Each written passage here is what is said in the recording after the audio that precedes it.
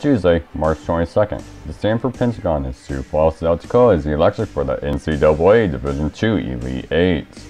The 7th-seeded team out of the Midwest region, Lakers of Grand Valley State, look to keep its Cinderella story alive as they defeated the Drury Panthers in overtime, as the Lakers will be facing off against the 2-seeded team, Pittsburg State Gorillas, as they come out of the Central region, defeating conference rival Emporia State Lady Hornets, as the Gorillas make its first appearance in the Elite Eight since the 2011 season. The Gorillas looking to start off fast, gets an early 3-0 lead as Hayden Herlocker crosses over Janine Lund, then kicks it out to Central Region MVP Kathy Brugman, who will drain the long ball. Lakers picking up tempo as Taylor Lunt goes into the paint, but it's the 6'2 senior Kylie Gaffer that says not today, recording her first of 3 blocks of the contest. Pitt State with a 5-3 lead over Grand Valley State as the Lakers are looking to get its first lead of the contest as they will capture it as the redshirted junior Bailey Carenduff drains the trifecta. Off of the inbound pass that goes to lanes as she looks to feed it down low, but Herlocker gets her hand on it and Paige Lomas grabs a loose ball and will take it coast to coast and finishes the tough layup, giving the Gorillas a 1-point lead. Closing in on the final minute of the first quarter, redshirted freshman Taylor Parmalee, who will have herself a night, draws Gaffer with a pump fake and takes it to the house and finishes with contact. The Lakers now have a 6-point lead. The Lakers are looking to get a last shot of the first quarter, but Luntz runs into her own teammate and Michaela Burgess picks up the loose ball, gives it out to Herlocker, who will heave it down to Brugman, who will drive and find the freshman Shelby Lopez in the corner, as she'll find nothing but the bottom of the net. Early second quarter, PSU is now up by 4, using some ball movement to get things going, as it's Brugman that dumps it off to the true freshman Madison Norcott, who will get fouled and is able to get it to fall as the Gorillas have the largest lead of the game so far. The Lakers are looking to slash into the Gorillas' lead as Luntz passes it to Piper Tucker as she launches the deep ball but misses it off the front of the rim, but she'll grab her own rebound and find a wide open Parmalee at the top of the key for the trifecta. The lead is cut into half. Near the midpoint of the second quarter, Grand Valley's Parmalee throws a near disastrous pass to Tucker but saves it by getting a hand on it, and recovers the loose ball and kisses it off the glass for an easy 2. The lead is now down to 1.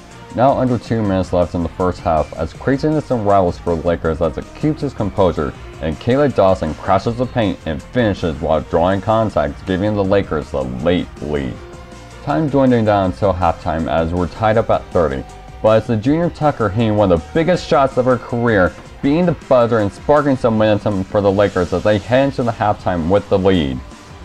Early on in the third quarter, Dawson receives a screen but is met by Gafford in the paint as she kicks it out to Luntz in the corner, as she'll attack the paint and brings the Grand Valley State lead to 5. Near the midpoint of the third quarter, when communication becomes an issue for the Gorillas, Herlocker was able to get her hand on a Lane's pass, but it's Lane's that grabs it and resets the Lakers' offense.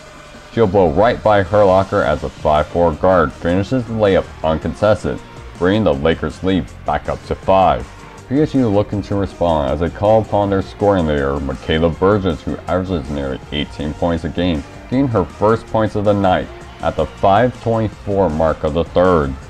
With under a minute and a half left to play until the fourth, Burgess slams on her brakes and finds nothing but the bottom net as the deficit is now down to 3. After a pair of Parmalee's free throws, the Gorillas are down 49-43.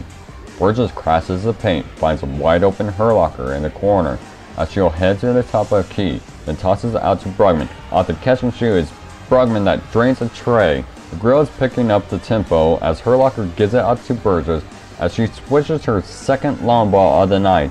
The game is now tied with just over 5 minutes left of the contest. The teams exchanging punches with under 2 minutes left and trailing by 2. It's the sophomore Burgess that steps up, giving the Gorillas the late 1-point lead. The next possession, the Lakers with some ball movement calls upon Carenduff, who misses pretty much all of last season with an injury, responds in the big way, giving the Lakers the late lead. After a pair of Parmalee's free throws, the Lakers lead by 3. With under 16 seconds left, the Gorillas look to extend their season, putting their fate in the hands of the senior Brugman, looking for the tie, but misses a wide open 3 and Lanes comes up with the rebound and dribbles out the remaining seconds on the clock. The Grand Valley State Lakers continue to roll as they shock the Gorillas by the score of 59-56. The Pittsburg State Gorillas women's basketball team ends the season with a record of 29-6. The 2015-2016 team will go down in history with the most wins and highest winning percentage in program history. After a hot start for Parmley, who got 13 points in the first half, cooled down a bit in the second as she finishes the game leading all scorers with 19 and grabs down 11 rebounds. Tucker and Lanes both put up a 9-point effort on the game. Bridges led the Gorillas' offense with 13 points, going 5 for 9 on the field, including 3 for 6 from beyond the arc. Kathy Brugman finished the game with 12 points as she went 4 for 4 from the charity strike. Hayden Herlocker struggled on the night, going 2 for 10 from the field and 1 for 6 from deep. She led the way in an assist with 4 and grabbed the team high 7 rebounds. For Pittsburg State Athletics, I'm David Hake, reporting from Sioux Falls, South Dakota.